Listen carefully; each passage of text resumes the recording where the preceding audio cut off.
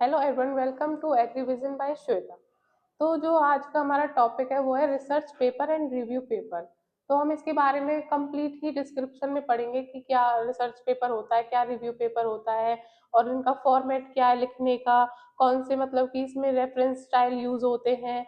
तो ये सब कुछ हम आज पढ़ने वाले हैं इसमें। तो स्टार्ट करते हैं फिर रिव्यू पेपर से। रिव्यू पेपर क्या होता है?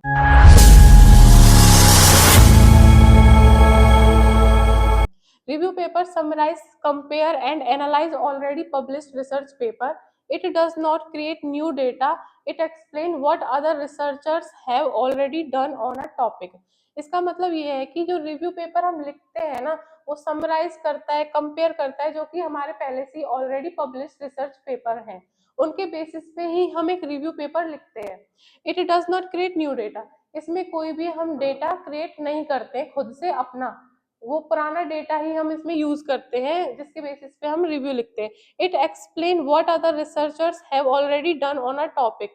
और हम बताते हैं कि जो रिसर्चर्स है उन्होंने उस टॉपिक पे क्या सर्च किया था, क्या देखा था, उसी के बेसिस पे हम एक रिव्यू पेपर लिख सकते हैं। इसके फीचर्स क्या हैं, किसके कौन से बेसिस पे हम रिव्यू पेपर लिखते हैं? Based on existing studies and literature.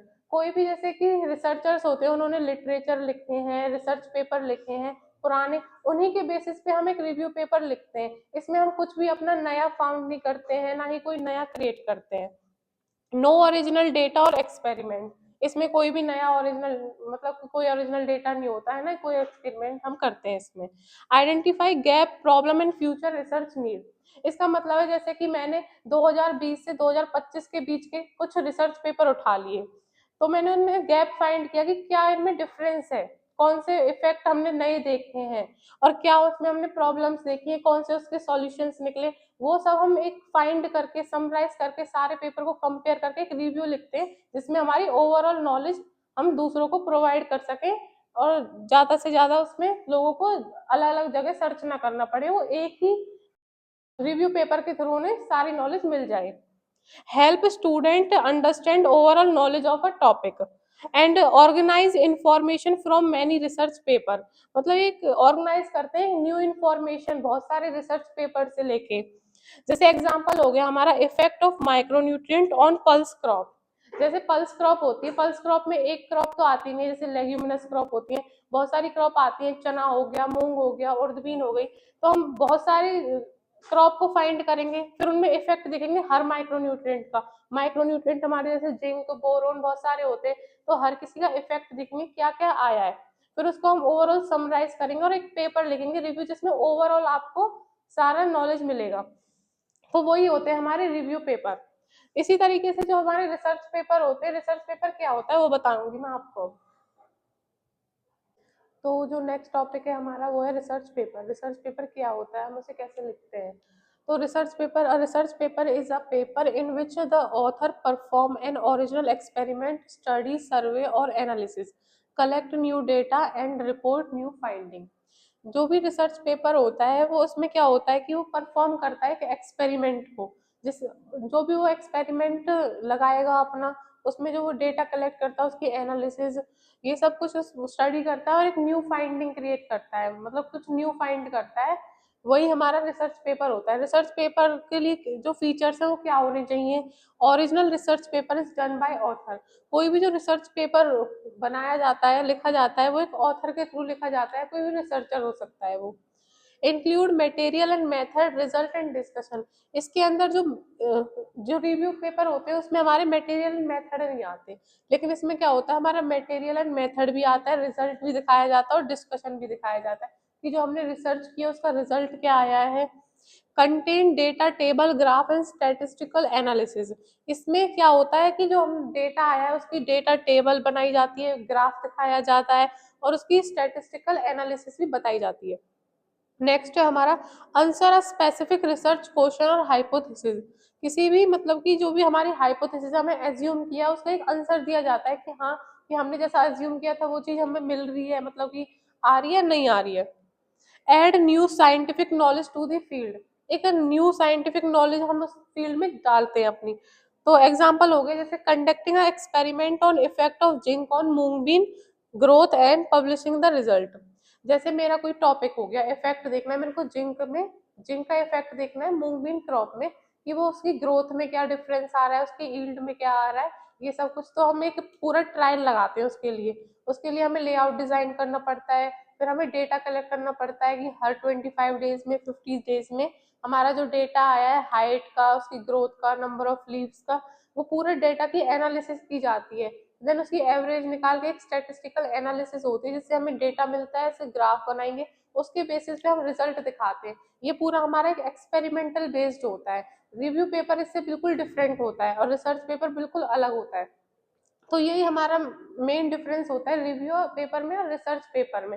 अब मैं आपको बताऊंगी कि इसका फॉर्मेट कैसा होता है लिखने का, हम कैसे लिखते हैं इसको, कैसे हमारे पब्लिश्ड होता है।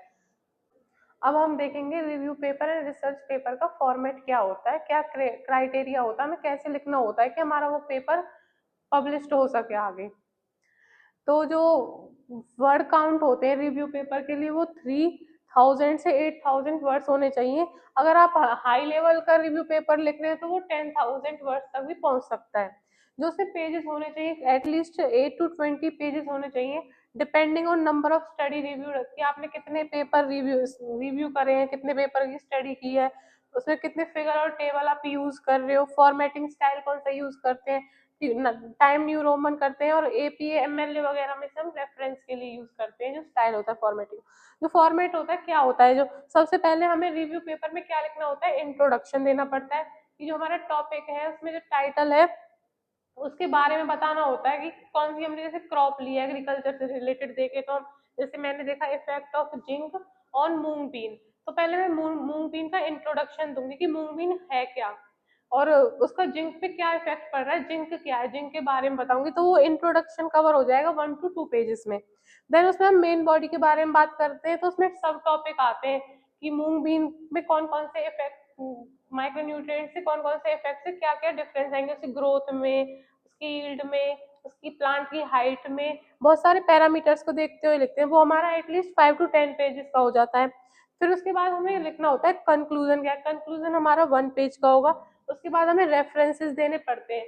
जब हम किसी भी पेपर को हम पढ़ते हैं, किसी भी पेपर की हम स्टडी करते हैं रिव्यू पेपर लिखने के लिए, तो हम कुछ भी वहां से हम उठा रहे हैं, उसकी टेबल उठा लिया, ग्राफ ले लिया उसका, तो हमें उसका रेफरेंस देना पड़ता है कि हमने इस पेपर से लिया है और साइटेशन करनी पड़ती है। इसी तरीके से जो हमारा रिसर्च पेपर का फॉर्मेट होता है वो हमारा जो वर्ड्स होने चाहिए एटलीस्ट 2500 to 6000 वर्ड्स होने चाहिए। अगर हम एक्सपेरिमेंटल पेपर लिख रहे हैं तो उसमें 7000 वर्ड्स तक भी पहुंच सकता है। इसके बाद जो हमारे पेजेस होते हैं इसमें 6 to 15 पेजेस होने चाहिए depending on amount of data.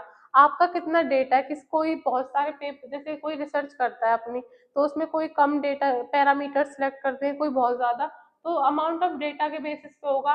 Table and graph कितनी आपकी मेथोडोलॉजी डिटेल देनी पड़ती है आपको, इसमें जर्नल गाइडलाइंस देनी पड़ती है। फॉर्मेट क्या होगा, सबसे पहले हम इसमें इंट्रो लिखते हैं सेम इसी तरीके से, लेकिन ये रिसर्च पेपर के बेसिस पे लिखते हैं हम। वो तो हम रिव्यू पेपर में क्या होता है, हमने पुराने पेपर से कोई टॉपिक से रिलेटेड उठाए हैं, इसमें हम अपने एक्सपेरिमेंटल जो हमने रिसर्च की है उसके बेसिस पे लिखते हैं। इंट्रो 1 से 2 पेजेस का होना चाहिए।